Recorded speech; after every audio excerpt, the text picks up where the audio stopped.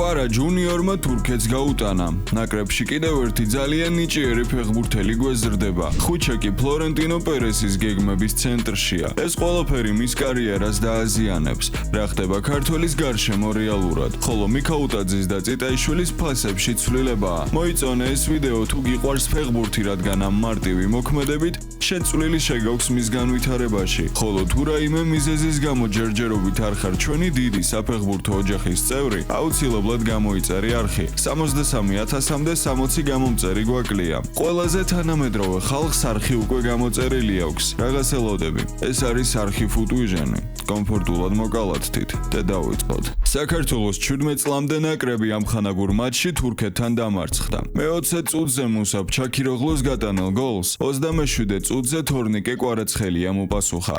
საგოლე პასი ნიკოლოს კობზონაძის ანგარიშსია. 62 წუთზე იგით ქაბაქთაშმა გამარჯვების გოლი გაიტანა. 2-1. ამხანაგური მატჩი ბუქარესტთან ახლოს ტექნიკურ ცენტრ ბუფტიაში გაიმართა. ამავე ცენტრში 9 ივნის ჩიტაურის გუნდი რუმინეთს შეხვდება.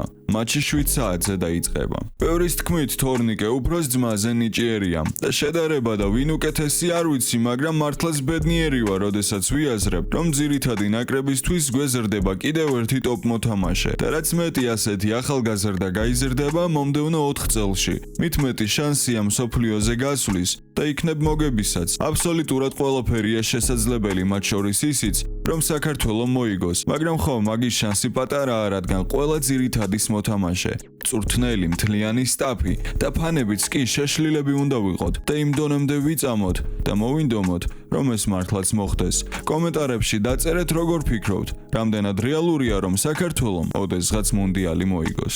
საქართველოს ეროვნული ნაკრების ფეხბურთელების საბაზრო ღირებულება ზრდას განაგრძობს. ავტორიტეტული საფეხბურთო პლატფორმის ტრანსფერმარკეტის განახლებული მონაცემებით ფასები გაეზარდათ გიორგი მიქაუტაძეს და გიორგი წიტაიშვილს, რამაც საქართველოს ნაკრების საერთო ღირებულებაზეც მნიშვნელოვანი გავლენა მოახდინა. მიქაუტაძე, რომელმაც მიმდინარე სეზონში 13 გოლი გაიტანა და 6 საგოლე გადაცემა შეასრულა, ადრე 28 მილიონ ევროდ იყო შეფასებული, ახლა კი მისი საბაზრო ღირებულება 30 მილიონ ევრომდე გაიზარდა. სატრანსფერო ფასის მატება შეეხო გიორგი წიტაიშვილსაც. მეცში იჯარით მოთამაშე ქართველმა გარემარბმა სეზონის განმავლობაში 3 გოლი გაიტანა და 3 საგოლე გადაცემა მიითვალა. სტაბილური თამაშის შედეგად მისი ღირებულება 2,5 მილიონიდან 3 მილიონ ევრომდე გაიზარდა. ფეხბურთელების ინდივიდუალურმა პროგრესმა საქართველოს ნაკრების საერთო საბაზრო ღირებულებაც რეკორდულ ნიშნულამდე აიყვანა. ტრანსფერმარკეტის მონაცემებით ჯვაროსნების შემადგენლობა ამჟამად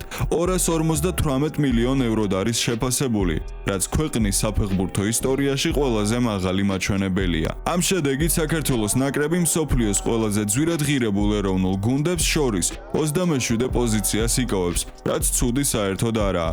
ბოლო წლებში ქართული ფეხბურთის პროგრესის კიდევ ერთი ნათელი დასტურია. აღსანიშნავია, რომ რამოდენიმე დღის წინ მნიშვნელოვნად გაიზარდა ხუჩა კვარაცხელიას ღირებულებაც. პარი სენ-ჟერმენის ვარსკვლავის სატრანსფერო ფასი 90 მილიონი ევროდან 140 მილიონ ევრომდე გაიზარდა, რის შედეგადაც ის არა მხოლოდ საქართველოს, არამედ მსოფლიოს ერთ-ერთ ყველაზე ძვირად ღირებულ ფეხბურთელად იქცა. პარი სენ-ჟერმენისა და ნაპოლის ყოფილმა შემტევმა ეზეკიელ ლავესიმ ტუტოსპორტთან ინტერვიუში ხუჩა კვარაცხელიას შესახებ ისაუბრა. კვარაცხელია ძალიან მომწონს, მისი დრიბლინგი ჩემსაც გავს. შედარებები არ მიყვარს, თუმცა საერთო ის გვაქვს, რომ ნაპოლისა და პარის შორის ერთნაირი გზა გავიარეთ. ცნობისთვის ვეტერანმა არგენტინელმა ნაპოლის მაისურით 156 მატჩი ჩაატარა და 38 გოლი გაიტანა. პარიზულ გუნდში ჩატარებულ 107 მატჩში კი 22 გოლის გატანა შეძლო. ხუჩა კვარაცხელიას ტრანსფერი მადრიდის რეალში ძალიან რეალურია. სანამ მოგიყვებით დეტალებს სანდო წყაროებიდან, შეგახსენებთ, რომ აუცილებლად დაალაიქოთ ეს ვიდეო, ჩვენი მიზანია 1500 ლაიქზე ავიდეთ. მადლობა თითოეულ თქვენთაგანს.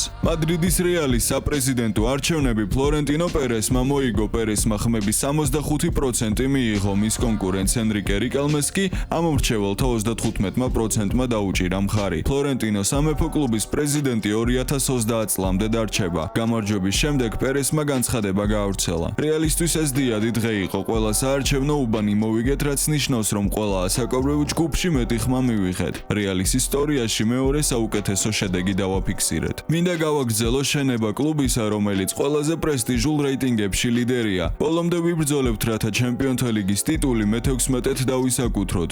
როგორც რეალის პრეზიდენტი თქვენით ვამაყობ. თავდაუზოგავად მუშაობას გავაგრძელებთ და კლავინდებურად ვიქნებით ამაყნი ამ სტადიონით. მსოფლიოში ერთ-ერთი საუკეთესო კლუბითა და ერთ-ერთი საუკეთესო მწვრთნელის, ჟოზე მოურინიოს დაბრუნებით. ავტორიტეტული გამოცემის Team Talk-ის ინფორმაციით მადრიდის რეალმა ხვიჩა კვარაცხელიას ტრანსფერზე მუშაობა დაიწყო. ამ ეტაპზე ყველაზე დიდ გამოწვევად პარიზული კლუბის ქართველის გაყიდვაზე დათანხმება რჩება. ჩემპიონთა ლიგის გამარჯვებულს ერთ-ერთი ყველაზე გავლენიანი მოთამაშის დაკარგვა არ სურს და არც ფინანსურ წნეხს განიცდის იმისთვის, რომ წინადადებები განიხილოს. წყაროს ცნობით კვარაცხელია სწორედ ის სუპერვარსკვლავია, რომელიც პერესის ამბიციური გეგმების ცენტრშია. მაიკლ ოლისე, ჰარი კეინი, ერლინგ ჰოლანდი, ჟერემი დოკუ და ვიტინია პოტენციურ სამიზნეებად დასახელდნენ, თუმცა Team Talk-ისთვის კლუბთან დაახლოებული სანდო წყაროებიდან ცნობილი გახდა, რომ PSG სუპერვარსკვლავ გარემარბზე ხვიჩა კვარაცხელიაზეა საუბარი, რომელიც სწორედ ის ფეხბურთელია, ვიზეც კლუბის შიგნით მსჯელობენ. პოტენციური ტრანსფერისთვის გარკვეული ნიადაგი უკვე მომზადებულია. მოლაპარაკებები უკვე გაიმართა და მადრიდული კლუბის მმართველობის გარკვეული წრეები დარწმუნებული არიან, რომ 25 წლის ქართველი მზად იქნება ესპანეთის დედაქალაქში გადასაბარგებლად. ეს ნამდვილი სენსაცია იქნება. მე პირადად, როდესაც ეს სტატია წავიკითხე, ძალიან გაოცებული ვიყავი, რადგან ძალიან გავს რეალობას. არ ვიცი, რამდენად კარგი იქნება ეს ხვიჩას კარიერისთვის, რადგან პარიზში ლუის ენრიკეს მწვრთნელობით, როგორც ხედავთ, ყველაფერი კარგად მიდის. მან უკვე ორჯერ მოიგო ჩემპიონთა ლიგა, ორჯერ გახდა საფრანგეთის ჩემპიონი. არ ვიცი, რამდენად საჭიროა, მაგრამ მეორეს მხრივ ეს არის მადრიდის რეალი კლუბი, რომელიც ყოველთვის მოიგებს ჩემპიონთა ლიგას, ყოველთვის იქნება ტოპ კლუბი. შეიძლება ეხლა საუკეთესო პერიოდი არ უდგათ, მაგრამ ასეთი რაღაცეები ყველა კლუბში ხდება. ვინ იცის რა იქნება ერთ წელიწადში, ვინ იცის როგორ ითამაშებს მადრიდის რეალი ჟოზე მოურინიოს მწვრთნელობის ქვეშ და ვინ იცის, ექნება თუ არა კვარაცხელიას მომავალში შანსი, რომ რეალში გადავიდეს. თუ მიუდგებით სტაბილურობის გადმოსახედიდან, პარიზში დარჩენა ალბათ ჯობია ქაოტურ მადრიდულ რეალში გადასვლას, მაგრამ მეორეს მხრივ არავინ იცის, იქნება თუ არა პარიზი შემდეგ წელს ასეთივე კარგი და იქნება თუ არა რეალი ასეთივე ქაოტური. შეიძლება ყველაფერი 180 გრადუსით შემოტრიალდეს, ეს არავინ იცის. ამიტომ უბრალოდ კვარას ვუსურვებ, რომ გაუმართლოს და გააკეთოს ისეთი არჩევანი, რომელიც მას კიდევ უფრო მაღლა აწევს და კიდევ უფრო ბედნიერს გახდის მას, მის ოჯახს და მთლიანად საქართველოს.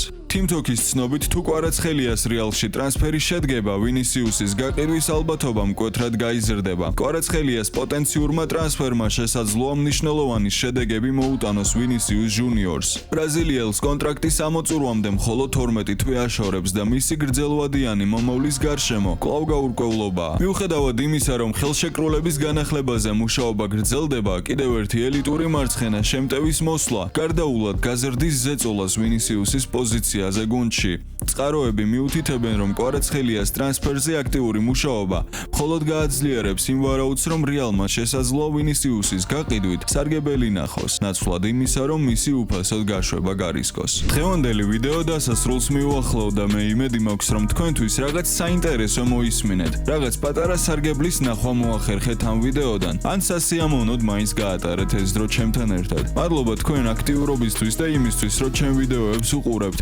მომავალ შეხვედრამდე და აბა, წარმატებები.